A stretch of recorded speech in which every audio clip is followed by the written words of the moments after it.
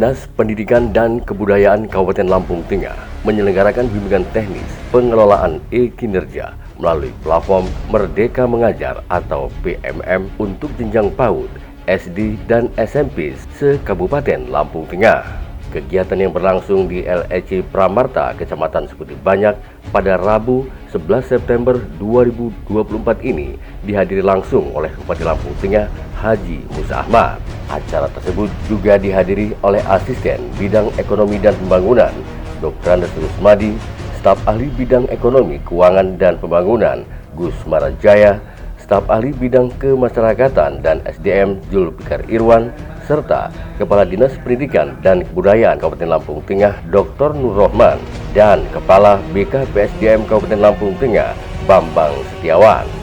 BIMTEK ini diikuti oleh 120 orang peserta, terdiri dari Ketua Suprayon Kecamatan tingkat SMP, K3S Kecamatan, Ketua PAUD Kecamatan, dan Ketua IG3 Kecamatan dari seluruh Lampung Tengah. Seluruh keluarga besar pendidikan yang ada di Kabupaten Lampung Tengah.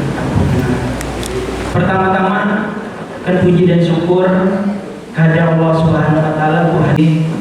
Sesungguhnya tadi pagi ini secara spontan Bapak Ibu sekalian, sungguh rasanya saya berbahagia Bapak Ibu sekalian bertemu muka langsung kepada seluruh pendidik-pendidik yang ada di Kabupaten Lampung Tengah ini. Kenapa Bapak Ibu sekalian, pada kesempatan ini perlu saya sampaikan ulang bahwa tidak akanlah pernah duduk di depan Bapak Ibu sekalian Pak Haji Musa Ahmad ini tanpa peran serta dan dewan-dewan guru yang ada di sini. Tepuk tangan dulu. Saya sangat yakin dan percaya Bapak Ibu sekalian, sesungguhnya Bapak Ibu sekalian 3 tahun yang lalu menghantarkan beliau untuk sampai duduk di tempat ini Bapak Ibu sekalian. Tentu kepemimpinan beliau ini Bapak Ibu sekalian masih terlalu dini kalau tidak kita lanjutkan Bapak Ibu sekalian.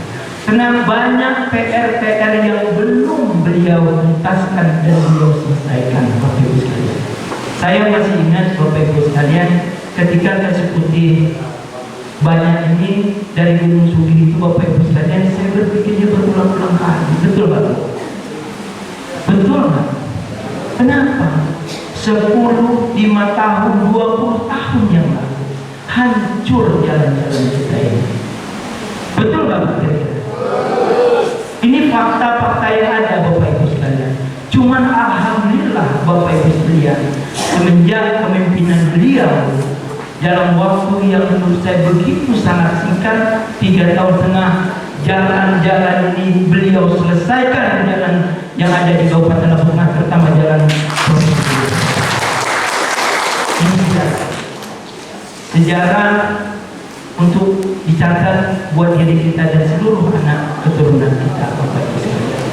Tentu Bapak Ibu sekalian, saya bisa bayangkan kalau jalan ini nggak bagus, murid-murid kita, guru-guru kita, mungkin yang tinggal yang nggak di kecamatan ini, kayaknya meminta pindah semua. Betul nggak Bu? Bapak sudah memakan waktu yang berjalan. Selanjutnya Bapak Ibu sekalian, kenapa forum ini juga? Forum ini senantiasa disilaturahmikan, diajak berdiskusi. Karena forum ini merupakan jembatan corong daripada Bapak Ibu guru yang berada di tingkat-tingkat sekolah, tingkat kecamatan sampai di tingkat kabupaten. Tentu forum ini harus dibangun dengan kebersamaan, dengan kekompakan.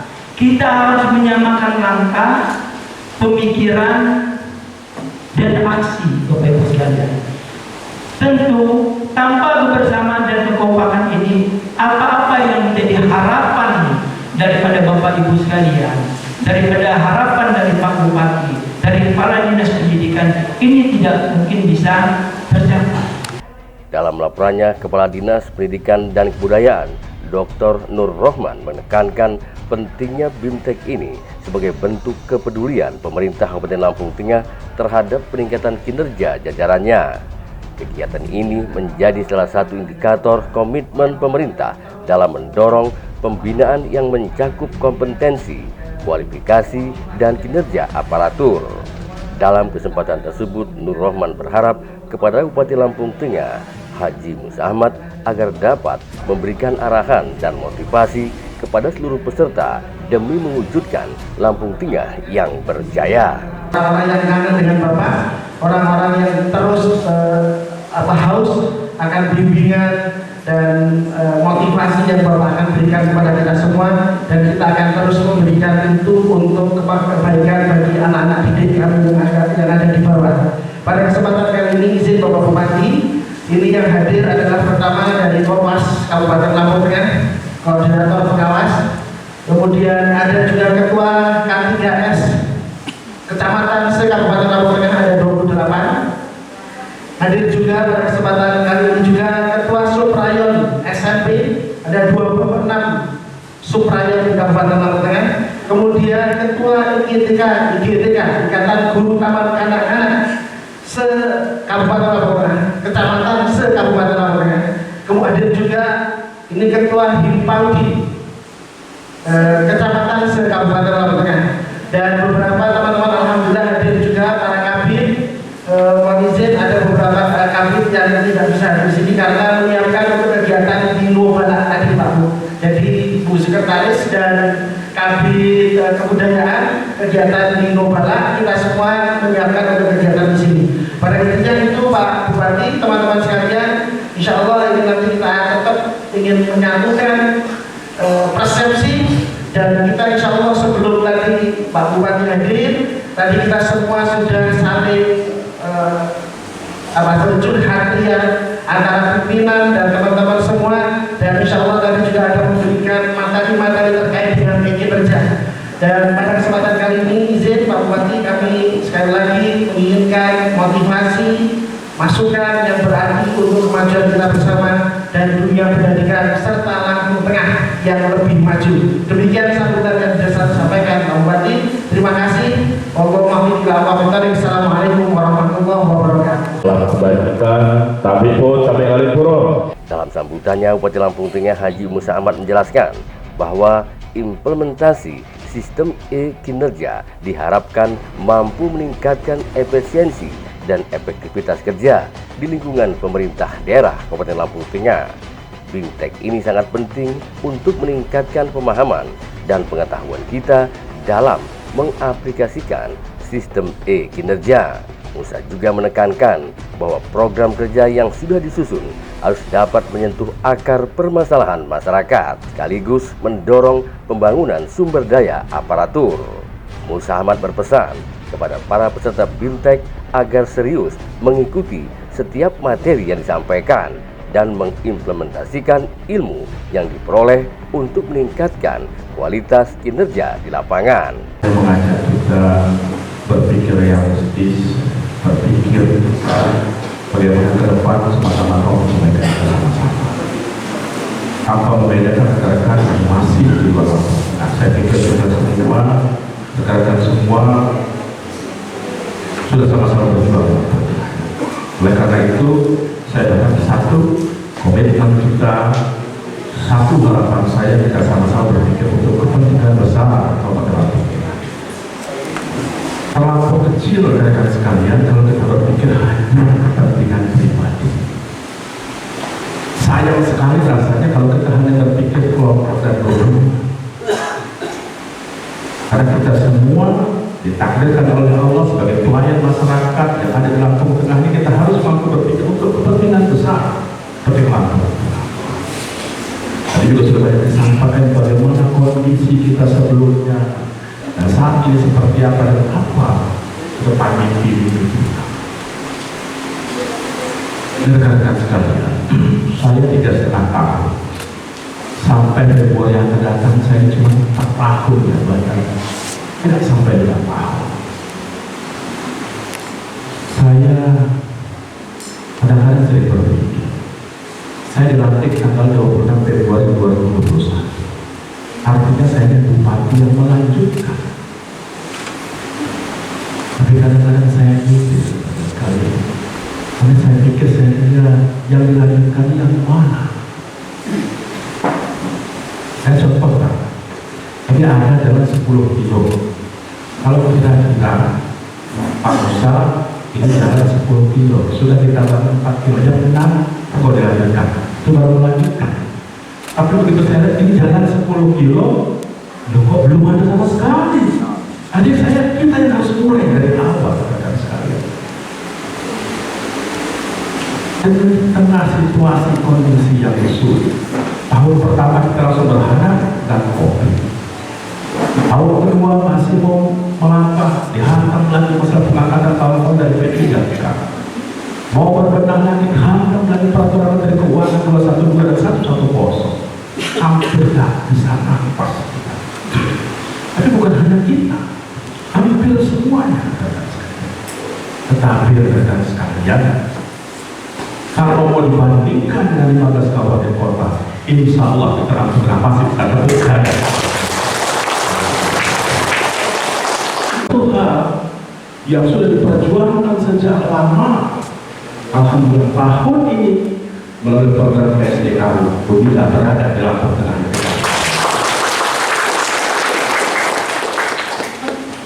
Apa tujuan kita? Saya memaksakan ini, saya harus ada ujian, ada oposisi, tidak bisa dalam pertengahan. Tujuan kita, bagaimana kita bisa membantu meringankan beban orang tua. Bisa dibayangkan Bapak Ibu sekalian, kalau anak-anak kita kuliah di Bandar Lampung atau mungkin di luar provinsi Lampung, paling tidak orang tua terbebani masalah kos-kosannya, belum lagi makan minumnya, Bapak Ibu sekalian. Tapi kalau nanti berada di Lampung Tengah ini, insya Allah anak kita cukup pergi saja dari kita masing-masing. Lebih daripada itu, saya berpikir bagaimana kita bisa mempersiapkan sumber daya manusia ke depan yang sudah mengejar, yang sudah kuliah saja nasibnya belum tentu, apalagi saya kalau sudah sekolah.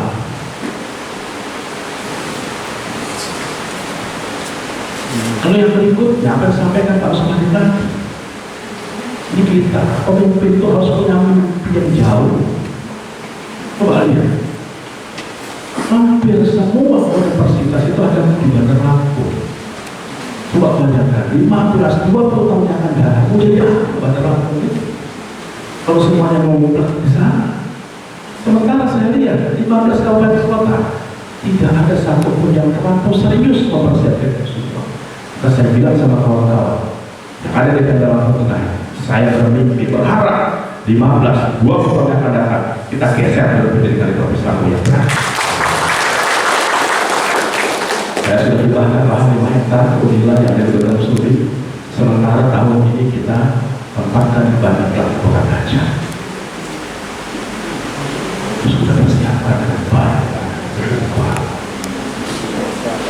Mau tidak mau, suka tidak suka, anak-anak kita ini ke depannya akan mengambil tongkat estafet yang ada pada kita. Kalau kita persiapkan dengan baik, generasi mereka ke depan, artinya kita mundur setelah harapan-harapan cita-cita kita ke depan. Oleh karena itu rekan semua, terutama rekan-rekan yang ada di dalam pendidikan, tolong ini catat dengan baik, tanamkan dengan baik di dalam hati kita. Kalian semua punya tanggung jawab dalam mereka mempersiapkan generasi muda kita. Punya tanggung jawab mempersiapkan anak-anak kita ke depan sebagai pejuang-pejuang muda kita semua. Jadi kalau kalian semua sekarang kami di dunia pendidikan melakukan bimbingan dengan anak kita semua hanya sekedar gugur kewajiban saja,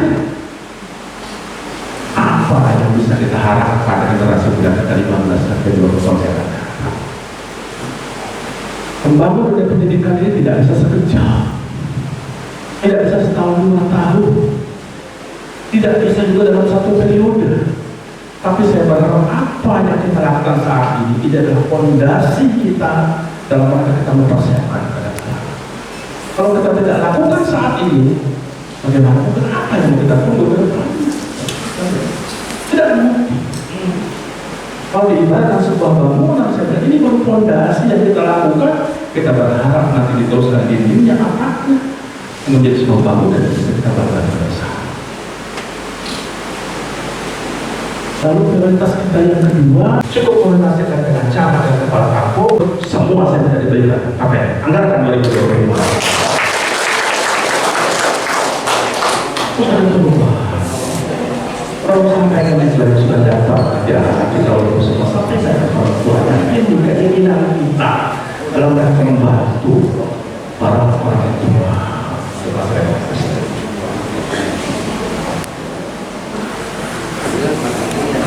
Jadi saya berbicara seperti ini, ngajak kita semua perubahan seperti itu. Saya ada nanya, kawan-kawan di bidang pendidikan. Cuma yang jadi masalahnya sering duduknya di belakang. Tapi kalau kalian sampaikan dengan saya, dengan bukti-buktinya, saya habis. Saya tahu, kawan-kawan kalau dikunjungi inspektorat kita masih disusahkan, benar? Hah? Yang kalau dikunjungi inspektorat masih disusahkan, benar? Kok ketawanya kenapa ini? Hah? Nggak usah takut, saya akan menjawab ini. Datang ke inspektorat, saya bilang tolong dicek kalian. Mana dinas instansi yang sudah 4 kali saya datang kecuali inspektorat. Ketika saya tidak bisa dibohong, di bawahnya sering salah saya. Saya bilang kalian inspektorat kalau datang justru masih bikin takut aparatur kita semua, belum berhasil itu. Tapi bagaimana inspektorat ke depan bisa menjadi konsultan, malah dirindukan seluruh instansi, diminta datang, tolong bantu kami bagaimana sesuai dengan aturan, itu baru berhasil inspektorat ke depan. Tapi kalau datang saja kita menghindar, takut, ada jadi persoalan itu. Mereka ditugaskan sekarang ini biayai. Anggaran mereka paling besar untuk pengawasan kita semua. Jadi saya minta, cuma itu satu syaratnya. Kadang-kadang aparatur kita itu jadi masalahnya nggak mau repot yang pakai SPD lagi itu lebih baik kasih uang ini beberapa kita. Tapi kalau kalian persiapkan dengan baik semua administrasi, tidak ada alasan mereka membuatkan kalian semua. Jadi saya minta benahi betul ini. Kalau mereka sudah kalian sajikan dengan sebenar-benarnya, kalian masih dicari-cari, itu urusan saya. Sampaikan dengan saya tidak, saya berhentikan mereka.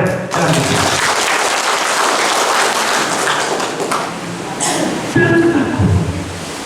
Mereka bersama kalian semua. Daripada kamu terus dipindah semua, ini saya bilang, model apa ini? Pemerintahnya model apa? Ini kayak model zaman Belanda, seperti itu.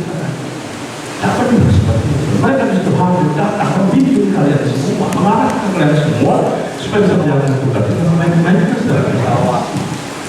Bukan justru membebani seperti itu. Cuman itu, jangan kalian yang ada di daerah kecamatan. Kadang-kadang dikasih instansi yang ada dengan juga sama. Kalau sudah bilang, kemarin biar mereka luas sekitar, tapi mereka cuma ngomong itu aja. Tak pernah juga ngomong dengan saya. Tidak boleh polisi sampaikan, tapi kalau ada, apalagi kalian semua, kita sampaikan apa ya? Oh, saya rahasiakan semua kita sekali. Kalau ini tidak kita bereskan, ini mau sampai kapan kultasnya? Apa iya kalau kamu didatangi lalu diminta uang keluar kantong pribadi? Tidak mungkin. Artinya kita itu juga. Terus bagaimana dengan pertanggungjawaban itu? Ini kan tambah dalam namanya.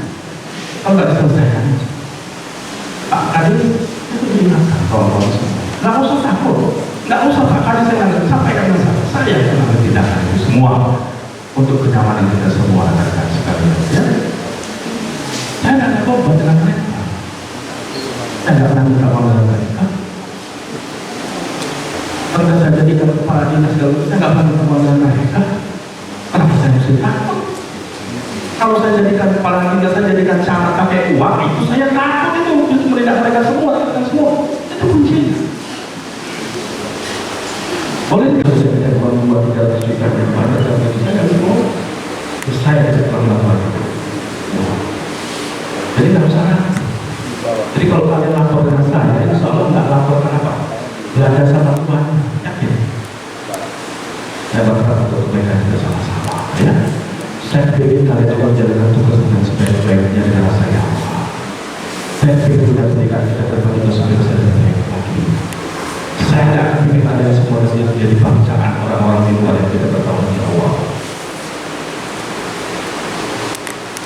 Kalau kalian kerja baik, kerja benar,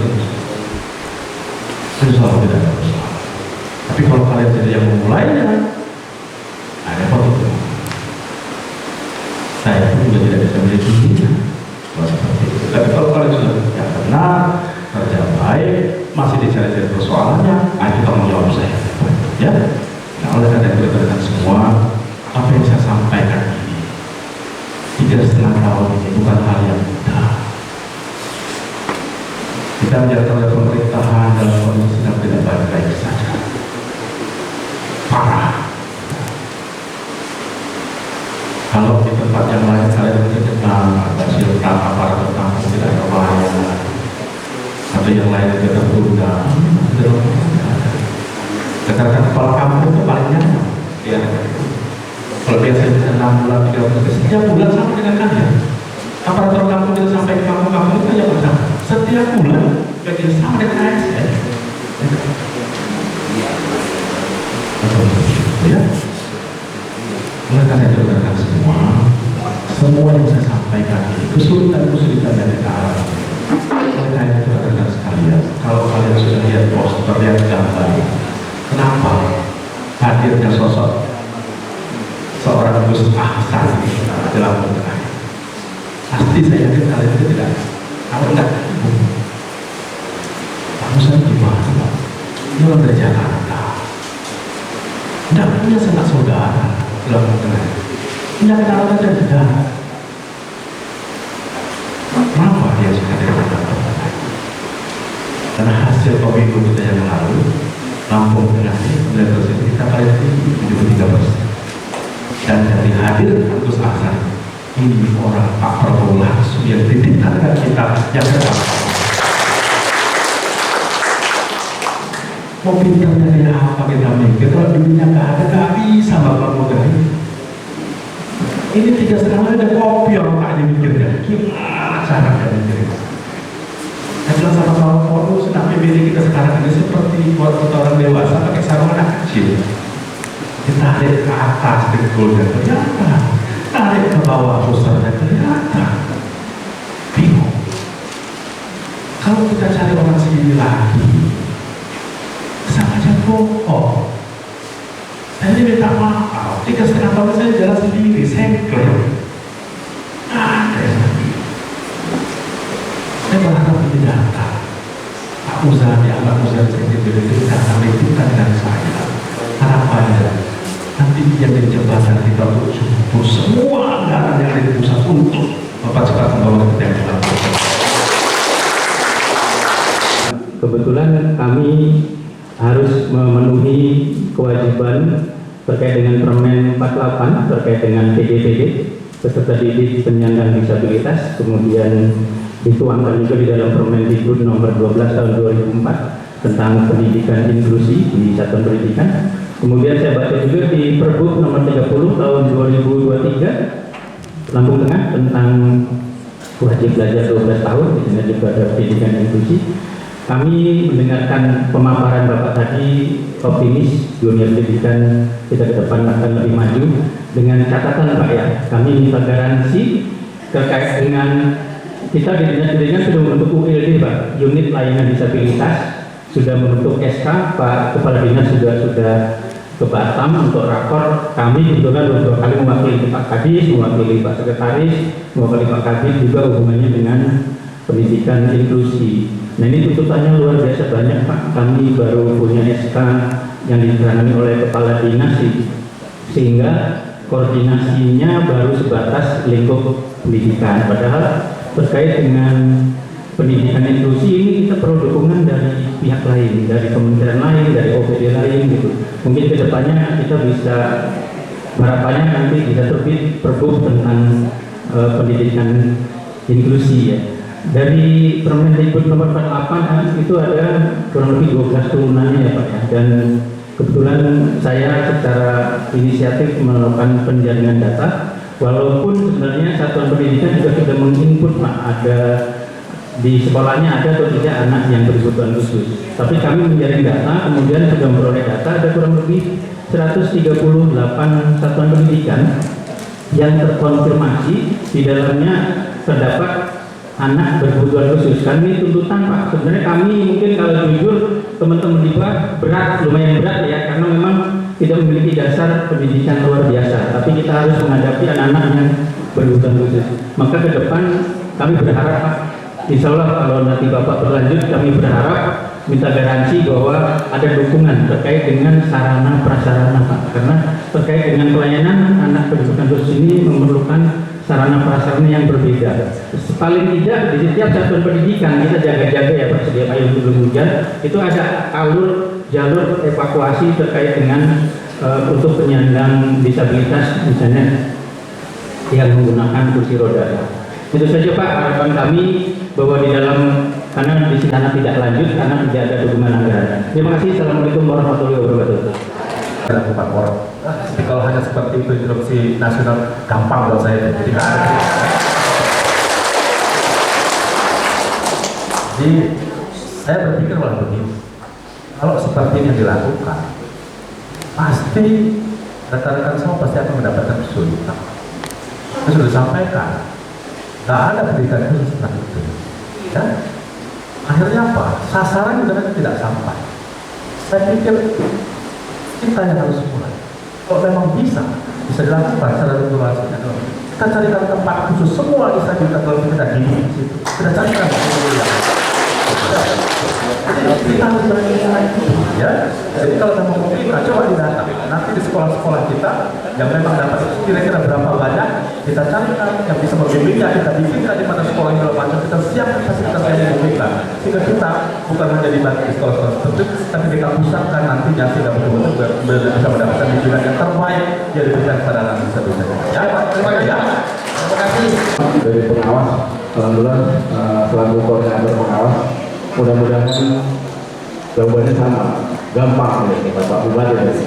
Jadi kami pengawas Pak sudah membimbing mendampingi teman-teman di sekolah.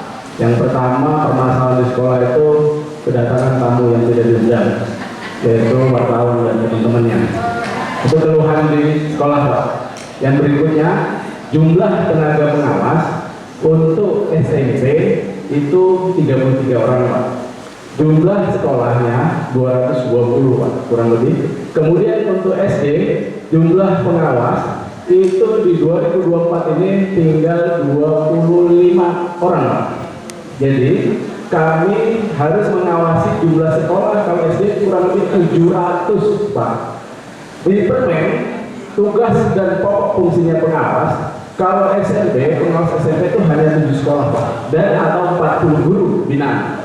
Sementara SD itu satu pengawas harus membina 10 sekolah. Dengan kondisi pengawas SD yang sangat minim 25, maka teman-teman pengawas SD itu membimbing atau membina sekolah kurang lebih 40-an Pak, 40 sekolah.